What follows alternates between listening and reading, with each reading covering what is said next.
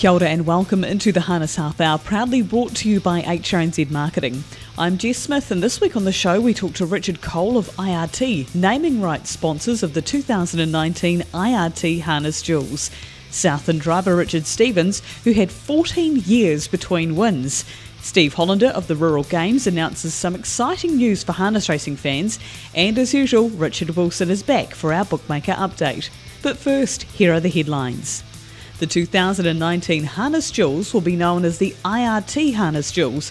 It was announced last week that IRT are the naming rights and principal sponsor for the Harness Jewels and have been, of course, a long-time supporter of harness racing in their 47-year history. Saturday's Gore Grass Cup was won by Caster Shadow, driven by Brent Barclay and trained by Brian Nicol. Caster Shadow is by Real Desire and now has collected 5 wins from 45 starts. And John Morrison enjoyed a lucrative day at Methven on Sunday, winning 2 races, including the Hororata Cup with DiCaprio. Trained by Brian O'Meara, DiCaprio is a son of Shadow Play and has won 4 of 14 career starts. The All-Stars team has qualified 3 starters for this Saturday's Chariots of Fire at Menangle. They'll line up Chase Auckland, All You Need Is Faith and Ashley Locas in the Group 1 feature. And 2 harness racing identities are in the running for the Rural Awards to be held in Palmerston North on March 8th. Stay tuned to find out who they are.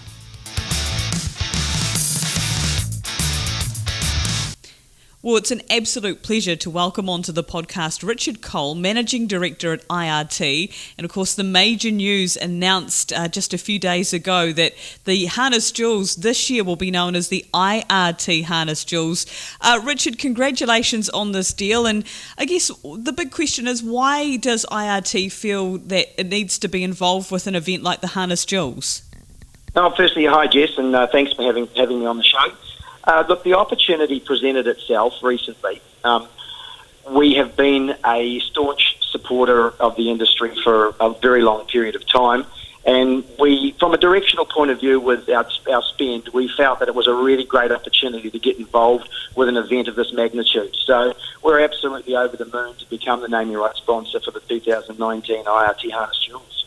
Okay, and we're going to hear a lot more about the IRT Harness Jewels over coming months as connections start to anxiously wait for their position in the final field. But I guess, Richard, now with the global nature of the Harness Jewels, we've had owners from America, horses from Australia, and IRT's business being based around the world. It does make sense for you. Oh, absolutely. We have offices in countries all over the globe, as you mentioned. We're in the USA, we're in Germany, the UK, Australia, New Zealand, and they're all substantial offices that we hold in those various locations. So, absolutely, it made perfect sense for us to be involved as naming rights sponsor for this event and to endeavour to try and attract more owners and horses to race at this event in New Zealand. Oh, most certainly. And here's hoping that it just keeps on growing with that global nature, and I'm sure it will. Now, in terms of sponsorship and support around harness racing, IRT have been supporters for a very long time. Yes, we have. We've obviously targeted invariably, at the certain venues, and this is probably the biggest step that we've made in terms of a naming rights sponsorship. I'm fairly new into the business. I joined in June 16. So I've obviously had a vision in terms of where I'd like to see our brand taken, and I guess the continued support that the industry has shown IRT over the years. We want to put more back into the industry where we can. I've had an involvement personally in ownership of standardbreds in recent years, and just loving the involvement in this industry. It's just a thrill. I'm just thrilled to be part of it. Oh, most certainly. And you mentioned IRT has been around for quite some time, 47 years in fact, and for a business to be in the game for that long and have such a strong reputation is kudos to it, isn't it? Totally. As I say, our chairman, Quentin Wallace, had this vision 47 years ago, as you mentioned, and we've grown on that. We've got a fantastic dynamic team in New Zealand and obviously in all countries, with quite a young directorship moving this business forward. The recent announcement for IRTNZ of Tess Fahey joining us in our Christchurch office is also a great asset to our team. So, we really have a very clear vision about where we want to be in the future, and we see harness racing as being a major part of that. And in terms of the services, for a lot of people, the thought of putting a horse on a plane might be quite a daunting experience, but I'd imagine your team, you've been doing it a long time now and you can really walk people through that process? Oh, definitely. Look, as I say, we focus exclusively on, air freight as our primary. It's what we do. We regard ourselves as leaders of the industry in this on a global basis. We ship somewhere in excess of 7,000 horses a year. I mean, it's a very large number. I think statistically we have a horse in the air every hour of the day, which is something that we're very proud of. And certainly we focus very much on that side of the business. Our second tier involvement in the industry is obviously quarantining, and we have quarantine facilities in various countries around the world as well. Because, particularly in New Zealand and Australia, it's imperative that we are controlling also our industries because we are the only two countries disease-free, and we want to ensure that we stay that way. Yeah. Oh, it's a remarkable workload, and the amount of services that you offer is just mind-blowing. So congratulations on the naming rights to the Harness Jewels, the IRT Harness Jewels this year, 2019, to be held at Addington Raceway. Richard, thank you very much for your time and looking forward to working with you leading up to the big event. Thank you, Jess. I appreciate it. I just wanted to add, though, I'd also just like to thank Addington. Karen and her team down there have been fantastic to work with through this process. And we couldn't be happier. Time, of course, to find out what's happening social media news-wise. And starting off with New Zealand, congratulations to Tim Williams, who on Sunday picked up his 400th New Zealand driving win. Well done, Tim. That is, of course, on our HRNZ Facebook page and Twitter. Stay tuned to HRNZ Facebook page for Team TL updates. Already over $5,500 have been earned from driving wins alone for the Team TL campaign. A fantastic start by our girls, and there are more awesome events to come. So for full information, hrnz.co.nz. And of course, a Give a Little page has been set up for Margot Nyan and Peter Davis following their horrendous traffic accident on Waitangi Day in Canterbury. There's been an uprising of support from all around the country in the industry and of course fans of the couple. So if you want to find out how you can donate to that page or how you can help out, you can find the link on the HRNZ Facebook page. In Australia, Kiwi exports McLovin and Sicario made huge impressions when winning over the weekend. They were recently exported from New Zealand. And Yaya's Hotspot became the first horse invited into the Miracle Mile after winning the Group 1 Newcastle Mile over the weekend. For full information, you can follow Team Triton on Facebook and also Twitter for more updates. And from the USA and Canada, expat Kiwi Nifty Norman, who's a trainer in the Northern Hemisphere nowadays, he's looking forward to a good year with his female 3-year-old trotters in America. You can read the full article by Ken Weingartner on the US Trotting Association's Facebook page. Well, one of the most phenomenal stories to come out of harness racing over the last few weeks has been the resurgence of Richard Stevens as a driver, and recently collected 2 wins with Dependra, one at Wyndham on the 3rd of February and also on the 31st of January at Wyndham. Richard, congratulations, and remarkably 14 years between wins.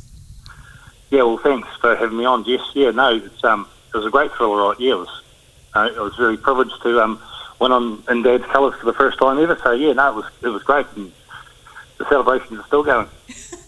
Well, that's brilliant to hear. And as you mentioned, it was your dad's horse, so very, very special. And can you explain to the listeners, Richard, why there was that gap between driving between 2005 and 2019? Well, basically, I sort of gave the game away for that long. The intentions were back then to one day to get back into it when I had a bit more time. My wife Fiona and I set up a hung kill operation in a place called Drummond down here, and we operated that for 12 years, raised a family, and then we decided that we'd have a change of scenery, and we bought Subway in Winton, which enabled me to have a little bit of free time to give Dad a hand occasionally with the horses. So that's how it happened. Was it a bit like riding a bike, Richard? Did it all come back, or did it take a little bit of time? Well, it certainly took some time, but yeah, some things have changed out in the track. But yeah, no, it took a wee bit. But hopefully, I'm back now. So yeah. Well, it looks as though you're back and better than ever. So two wins with Dependra. And can you explain, Richard, what kind of emotions went through you when you were able to get that first win with her? Well, it was really relief. I know how good a horse he is, and so I just wanted to get him and win a race in the old man's colours, and to do it was just unreal, and everybody was it was pretty emotional actually. Yeah. And as you say, a whole family event, so, your wife and your dad, you would have all been feeling something. Well, we were, and my sister Bridget, it was her birthday that day too, so that capped it off too, so it was great, and I think there was the odd tear in the eyes from everybody. Yeah, and as you say, the celebration's still ongoing. And in terms of when you got started, had you always had it in your mind that you were going to make harness racing a career, or was it just something that you got swept up in? No, I wanted to make it as a career back when I was a bit younger and in the junior driver ranks. But just with having a family, and I sort of needed a steady income, so that's how I sort of gave it away for a wee bit, and for so many years, and I'm back into it now, so yeah. And do you foresee yourself, now that you're back into it and time allows with the business and the family, that you'll continue doing this? I certainly hope so, yes, definitely. I'd love to. I just love getting out there driving. It's great. It's good to have a lot of banter with all the drivers, the young and old ones that are still out there, like Bookie and young Matty Williamson. I like having a bit of banter with him. It's great. And they're all good drivers out there too, like young Johnny Morrison, he's a star in the making, so yeah. Yeah, I guess, as you say, there'd be a lot of changes over the last 14 years while you've been driving, but have you noticed a change in the breed itself, because it seems to be getting quicker and finer? Oh, I definitely have. The speed they're going these days compared to years ago when I was driving was unreal. When I got off Dad's horse at Winton in the second start, and we went a 3-1, 3-3 clip, I said to him, I haven't even driven a pacer that fast, let alone a trotter. Yeah, exactly. And I guess, looking at his breeding as well, being a half the she's a doozy and golden blend, and there's a real amount of depth in that breed as well. There certainly is. And maybe, in hindsight now, he may have won a few more races before now, but just with his slight injuries and his tying up, it just hasn't enabled him to get on the track and do it. So, but yeah, I guess he's like a good wine. He's aging, but he doesn't know he's 9. Hey, look, exactly. And as long as things are going well, you'll keep lining him up. Where will he head next, Richard? We're going to Winton on Sunday week. Mm-hmm. So, yeah, from there I don't know where we're going. Depends how he goes. So he beat a really good field there on last Sunday. It was a jump up in grade, and, he really put his best foot forward, and he sprinted up really good. Oh, definitely. And just great to see, as you say, at his age, that he's still able to get out there and compete at this level. In terms of your own goals, you said you'd like to carry on driving, Richard, but do you have anything in particular you'd like to achieve, or are you just taking it week by week?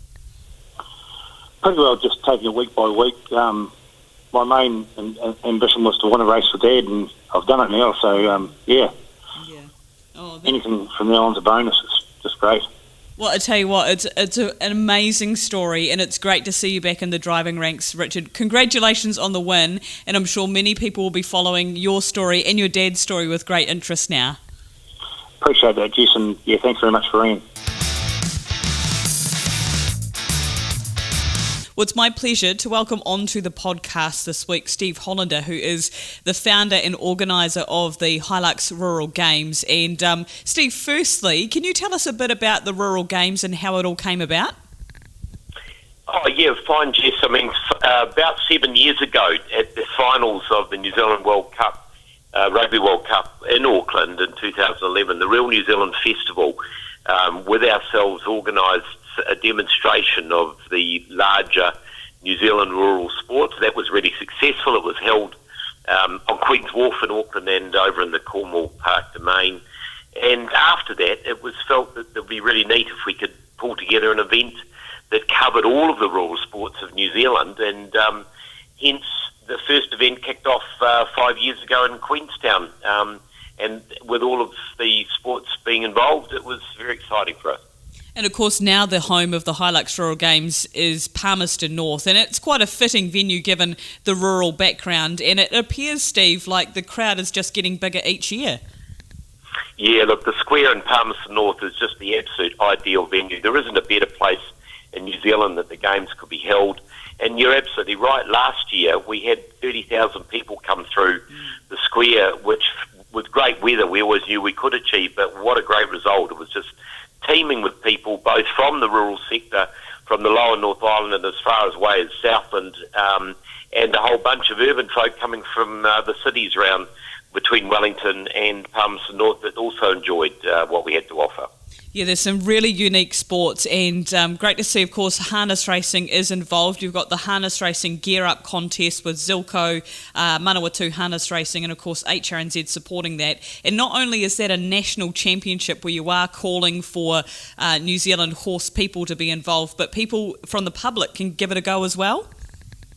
Yeah, that's the exciting thing. We have the Fonterra Have a Go going right through the games, and there's about 10 or a dozen events that people can take part in themselves. So yeah, the Zilco Harness Racing Gearing Up Championship will be held for the third time, and in this we have actual harness racing horses in the square, and the licence holders from throughout the country are going to be coming through for that event. Of course, last year Dylan Ferguson won the event, our junior driver from Waikato, and the previous year J.F. Nathi from South Auckland. And the actual event for the Have a Go, we had hundreds of people lining up to have a go at gearing up a horse last year, so it was very exciting. Oh, most certainly. And of course, the competition, the Rural Games this year, if you're listening and want to have a crack at that, 9th and 10th of March in Palmerston North, and you can find out more via HRNZ on how you can be involved. But very exciting too that for the first time you're going to have Taranaki kids carts there, Steve. Yeah, we've been very pleased. We've always wanted to try and put kids carts in there, but the Taranaki people have finally sort of organised for a whole group of kids carts ponies to be over there under their control, and this will be an exciting element of the Copthorne Kids and Country area that Kelly Sports are running for the first time for us this year. Okay, and so the idea is the general public or kids aged 8 to 16 can take part in that and maybe try and catch that harness racing bug early on? Without a doubt, kids and carts is a wonderful early concept for kids to really be introduced to harness racing, and some of our really great young junior drivers of course came from that environment. And I think, very shortly I'm going to talk to you about the finalists for the New Zealand Rural Sports Awards sponsored by Norwoods, and there are a couple of people in there that have had a huge involvement in kids and carts. Yeah, they certainly have. Well, speaking of that, as you mentioned, the Norwood Rural Awards or Rural Games Awards, they kick off the Rural Games historically on the Friday night at Awapuni Racecourse there, and very excited that for the first time harness racing has been incorporated, and you've got some very exciting finalists, Steve. Yeah, the Norwood New Zealand Rural Sports Awards will be held at Awapuni, as you say, on the Friday night, and from a harness racing point of view, incredibly exciting to have two finalists that have come from the sport in the form of course, Sheree Tomlinson, who's just made every poster winner this past year, and what she's achieved in winning the Australasian Junior Driving Championship, and what she achieved in New Zealand, of course, going back slightly over a year ago with her win in the Dominion Handicap. She's a very, very worthy finalist for this event. And joining her will be, of course, in the Toyota Lifetime Legacy Award, Ricky May. And, of course, Ricky is well known to harness racing folk and I think everyone in New Zealand as a wonderful driver with what he's achieved. But as well as that, Ricky has been hugely supportive in his roles in administration at Methven and behind the scenes with harness racing. So two very deserving award finalists. Oh, most certainly. And of course with Ricky, he's also well regarded for his other role as a farmer. He's very involved in the rural background of New Zealand and harness racing. So it's almost like the perfect storm in terms of his nomination. Yeah, without a doubt, Jess. He's a grain farmer first and foremost, I suppose. His whole family are involved in farming down there in a lot of different ways. But he's up against it. There's some serious finalists that have come through in the 5 different categories. Would you like me to mention that because it's only being announced on the press today? Yeah, absolutely, Steve. So, starting first, we had an unbelievable competition for the Norwood New Zealand Rural Sports Man of the Year with incredibly Roland Smith, who is outstanding New Zealand and world champion shearer, being left out of the 3 finalists. And that just goes to show what the calibre of these events are. So the 3 award finalists are Tony Buskill, the New Zealand champion fencer from Napier. Kieran Fowler got as far as the World Championships and was on the podium in overseas in Finland, from gumboot throwing in Dunedin. And James Kilpatrick has won the World Championship 3 times in a row from tree climbing from Tauranga. Then the Skellerup New Zealand Rural Sports Woman of the Year, Nikki Ward-Allen from tree climbing in Eltham, Pagan Kariua from wool handling in Alexandra, and Bex Baines, Sheepdog Trials, Wairoa. The Fonterra New Zealand Rural Youth of the Year, Briar Burnett Grant from equestrian in Taupo, Bradley McDowell, cowboy action shooting Wanganui, and Cherie Tomlinson, harness racing in Canterbury. The Levno contribution to rural sport, David James, New Zealand arborist, Blenheim, Neil Sidwell, shearing Waiwera, Nick Lefting, fencing Pukekohe. And finally, the Toyota Lifetime Legacy Award, Ricky May, harness racing Ashburton, Hugh McCarroll, shearing Wangmatar, and Morris Beatson, equestrian Dannevirke. And Jess, we've also got this wonderful new award named after Sir Brian Lahore. That's for a mainstream a mainstream sports person that could come from the All Blacks, the Silver Ferns, the Black Caps, soccer, hockey, anywhere in the country that has a rural background. And those nominations are flying in at the moment from the judging panel, and they will be announced at the final, which of course is on the 8th of March, as you've already mentioned, at the Norwood Rural Sports Awards. Oh, it just sounds like a phenomenal night. Well, I've personally had the pleasure of being able to go to the games and the awards, Steve, and just the calibre of rural sports person. I guess, you know, when you've got the Halbergs and the mainstream sports, it's great for those sports to get their recognition, but more often than not, some of the smaller sports in the more niche markets, you know, they've got some outstanding people involved in the likes of wood chopping, shearing, tree climbing, some sports maybe that you wouldn't normally hear about, but we really lead the world in terms of those athletes, don't we? We certainly do, and you're absolutely right. It's a real shame that through just lack of media coverage, I suppose, a lot of those outstanding rural sports athletes fly under the radar, and this is their opportunity to be on the stage and have the recognition that they deserve, and we really enjoy bringing them to the fore for that amazing event on that Friday night. Oh, well, fantastic. Well, Steve, is there a website that people can check out if they're wanting to find out more about the rural games? Yeah, of course. It's just www.ruralgames.co.nz, and you know there are still a few seats available, and there's a contact there for Chris Taylor from Christchurch Tailored Events that's organising the actual the dinner awards, and there is an opportunity for people still to book in there, but not many left, and as you know, we're always completely sold out for that event. So people can contact Chris or have a look on the website for further information. Well, of course, as always at this time of the podcast, we catch up with harness bookmaker Richard Wilson, and he runs through the big wins and losses of the week in terms of the bookies update. And, well, Richard, starting off with Waitangi Day at Amberley on the grass, always a popular meeting, and looks as though you were travelling well early on at least. Yeah, it wasn't too much damage done early on. We were winning most races there early on until the feature race there, Elton Maestro, absolutely smashed in the day's feature there, Jess. There was 3,000 on at 260, 3,300, 250, 3,500, 240.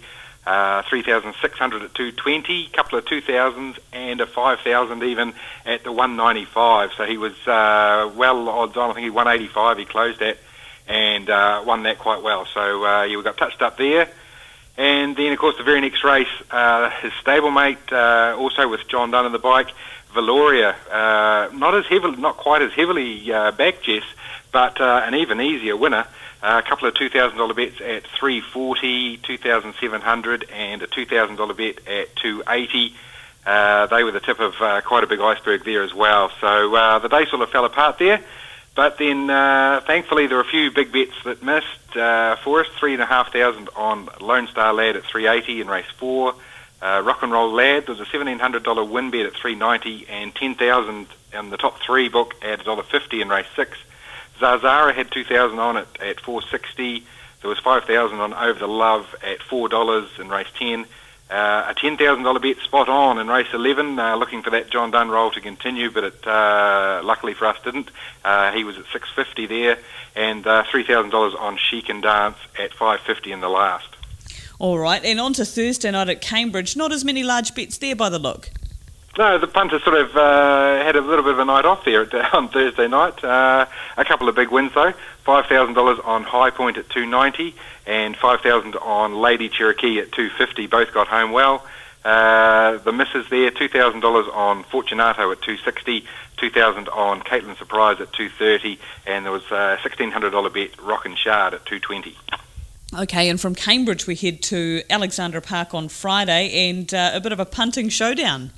It was indeed, yeah, Jess. The first heat of the Neville 3-year-old filly series was a real showdown in the punting stakes between Chevron Supreme and Belle of Montana. The early money was on Belle of Montana there, a $2,000 bet at the 190. But then later on, punters really got interested in Chevron Supreme, clearly the best back there. $8,000 and a $5,500 bet at 190. 6,600 at 175, the largest bets on her, and there were quite a few. So we got out of that well. We would have preferred something else, but Bella Montana screaming home down the outside was all right for us. Earlier on, the big move of the night, Tricky Rick, 450 on opening into 270.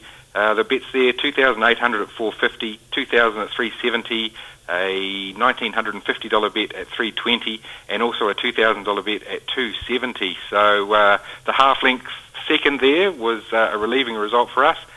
And line up the favourite in the 2-year-old race at the end of the night there definitely justified that favouritism. $1,500 at 185, thankfully, was the largest bet on him, but he quite really bolted in there in the last.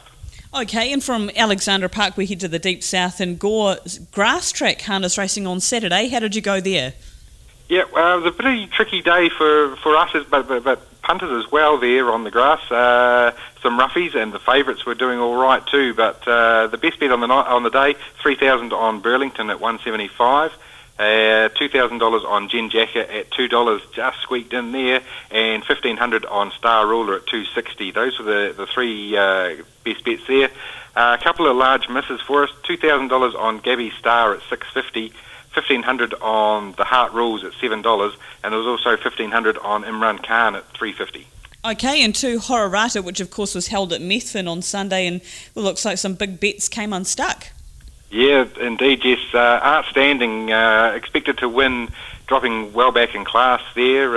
Opened at 138, and he seemed like he included in just about everybody's multi there. There wasn't too many single bets on him, so he did drift to 140. And as soon as that happened, there was a $1,200 bet and a $7,000 bet, and then also a $2,800 bet, all at that 140 price. So he closed again at 138. But fourth was his luck, his lot. He ran out of puff about halfway up the straight, so that was quite good for us. And then Heat 2 of the Neville 3-year-old filly series. Punters really getting stuck into this one. There was a plunge on Qatari Yolande, opened at $6, Jess, and she was backed in to start $3.40 second favourite. The big bets there, or the best bet there, $1,800 at $480, but every other price we put up was snapped up. There was an early $2,000 bet on Bubbled Up at $280, so that early money was right on the mark there as she led throughout. So it wasn't too bad a result in the end for us there, though. Other bets on the day, 4,000 on Vinnie Rules, just to run in the top three at 2.15, proved very good. 1,500 on You Really Got Me at 2.90. That was pretty good too. The losses there, 10,000 on Ultimate Rocker to run the top three at 1.95. There was 5,000, again, top three, Unfinished Business at 3.70. 2,500 at 6.50 to win, and 4,000 on the top three at 2.40 on Koromiko Air. So those ones helped us out. Okay, and multi of the week. Each week you find us some great work by a punter. And what have you got for us this week, Richard? Yeah, I reckon this one's a quite a good one, Jess. $45 multi at Rangiora. How many is there? 5 legs, all just to run in the top three. Cabela Noir at 3.10, Fringe Benefit 4.60, Phoebe Onyx at 2.15, Spot On at 2.30, and Gypsy's Choice at 1.70. That return for the $45, $5,394.45. And that's not too bad, really, when you couldn't have done any better. None of them won. The 4 seconds and a third. So, right on the money, that punter. Oh, great work. So 45 into 5K. And the week ahead looks like it's busy enough for your team. Yes, indeed. We've got harness at Manawatu today, later on this afternoon, about 1:40, I think the first race is. Then Thursday again, Manawatu Cup night on Thursday. Auckland and Addington, the Group 1 Breeders' Stakes at Addington on Friday. Oamaru Grass track racing on Saturday, and the Deep South Winton, my home track, on Sunday. Just enough to keep your team out of trouble, eh? Exactly, yeah. And just looking ahead today, there's been one big mover today, Jess, at Manawatu early on. Comes up in race 2, number 5, Carl Drogo, opened at 31, backed into 14. Okay, all right, one to note for the longer price odds there. Richard, we'll let you get to work. I know you've got a busy day of harness and greyhound action. Thanks as always. Yep, not a problem, Jess, very good. And what's coming up this week, harness racing wise? On Tuesday, we have the first day of the Manawatu meeting. Thursday, we'll see day 2 for the Manawatu Harness Racing Club. Friday night, a big night at Addington, Premier Harness Racing with the Summer Cup and also the Summer Free-for-All. Breeders' Stakes, the Harness 7000, and of course the Sales Series Fillies Final, that's at Addington. Friday night sees a big night at the office also for Alexandra Park. Saturday, Oamaru, North Otago, they've got harness racing action there on the grass on Saturday. And Sunday, Winton will feature there, which includes the Gold Chip Final. And that's it for this week's Harness Half Hour, thanks to HRNZ Marketing. This Sunday, of course, sees the beginning of the Standardbred Sale Circuit, don't forget, with Karaka having their parade day and then sale on Monday. Canterbury sales will be Tuesday and Wednesday, and full information on the lots and starting times can be found at nzbstandardbred.co.nz. If you're wanting to find out about ownership opportunities after the sale or during it, you can head along and find us at the industry tent, or you can contact me at HRNZ in due course. And don't forget also that the Harness Half Hour podcast is now available via tab.co.nz and the Punters Lounge, also Spotify and iTunes.